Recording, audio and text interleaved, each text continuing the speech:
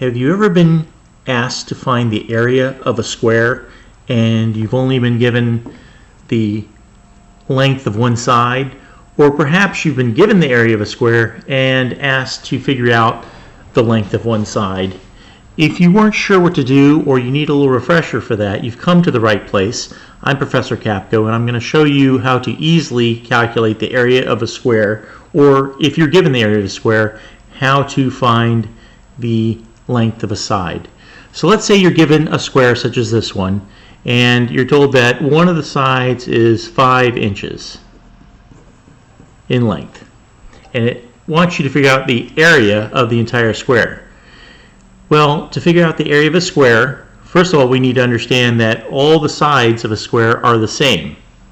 So if this side is 5 inches, then this side is going to be 5 inches, this side's going to be 5 inches, and that side's going to be 5 inches. If it's not the case, then it's not a square. It would be more of a rectangle. Of course, the square also has 90-degree angles on all 4 corners. Sometimes that's represented by a little square in the corner like that. But if we've been given one side, we know that the other sides are the same. So it would be easy to figure out, of course, the perimeter if you needed to, which would be the addition of all the sides. But let's do the area. Well, if you were looking at maybe a rectangle, and let me get this to... If you're looking at, say, a rectangle, you'd be looking at the length times the width would be equal to the area of the rectangle. Well, it's just like that for this, although both the length and the width are the same in a square. So we can actually just go, the area of a square is the side times the side, right? The side times the side. This also can be represented as side squared. Side squared. The little 2 there, up there, is the power. And it's an exponent of 2, which tells us how many times the side needs to be multiplied by itself. You're not multiplying by 2. And if you don't remember how to do exponents, I've got a video that's up here. Take a look at that for a little refresher on that. But this is telling us the side squared. So in our example here, the one side is 5 inches. So I'm going to go ahead and write that down, 5 inches, and we're going to be squaring that. So I'm going to put the whole thing in parentheses and put the little 2 up there. That's telling us that it's 5 inches times 5 inches. Right? That's really what this is telling us, 5 inches times 5 inches. And it's important to know that the inches is part of this because they're getting squared as well. So we can do it separately. 5 times 5 is 25. And inches times inches is inches squared. So anytime you're finding the area of a two-dimensional object such as this, you're going to have square units. So your units must be squared. So don't forget to do that. Make sure you have your units squared. Let's look at another example. Perhaps we've got a square and we're told that one of the sides is 2 3/5 feet. So this is 2 3/5 feet, and it wants us to find the area. Well, we know that the area of a square is going to be equal to the side squared. So I'm going to rewrite this as the area is going to be 2 3/5 feet. I'm going to square the entire thing. So we're going to take 2 3/5 times 2 3/5. There's different ways to do that, but for this one, what we're going to do is we're going to take this, and this is a mixed number, and it's a mixed number because we have a whole number and a fraction. And we're going to convert this mixed number into what's called an improper fraction, in which it's just a fraction and the numerator is the same or larger than the denominator. If you don't remember how to convert from improper fractions to mixed numbers, or from mixed numbers to improper fractions, I've got a video up here that will refresh you on that. So let's go ahead and restate here. We got the area, and I'm going to convert this into a improper fraction. So I'm doing it by multiplying the whole number by the denominator, 2 times 5. So 2 times 5 is 10, and I got to add the numerator. So I've got 10, 11, 12, 13.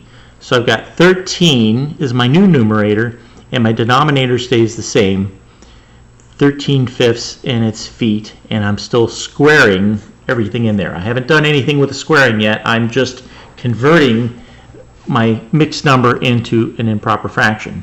Now we can go ahead and do the squaring. The rules of exponents say we can square the top and bottom separately. So I'm going to do the 13 squared over 5 squared. And of course we got feet squared. If we square the feet, we're going to have to wind up with feet squared. So we can just go ahead and do that so we don't forget that. So on the bottom, we've got 5 squared. 5 times 5, of course, is 25.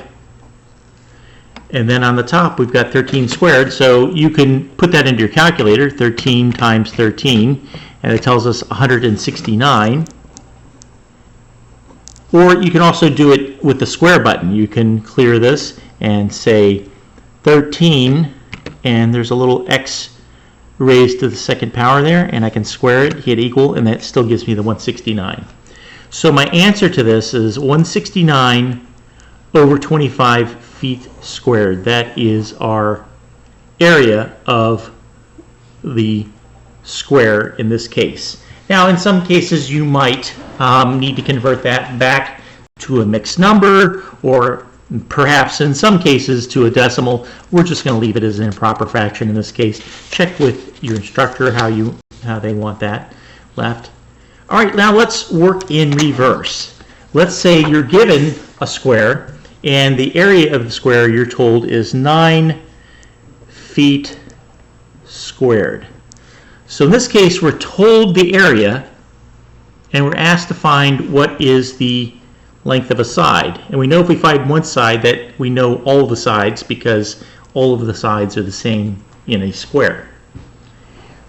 So to find that, we're going to do the opposite of that. If our area is equal to 9 feet squared, we're going to do the opposite of squaring, and the opposite of squaring is taking the square root.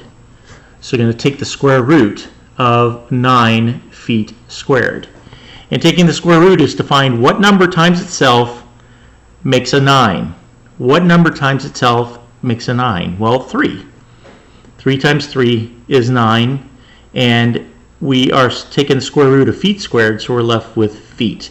If it's a linear measure, in other words, a line measure, and it's not an area, if it's just a length, then we're going to have units that don't have a power of 2.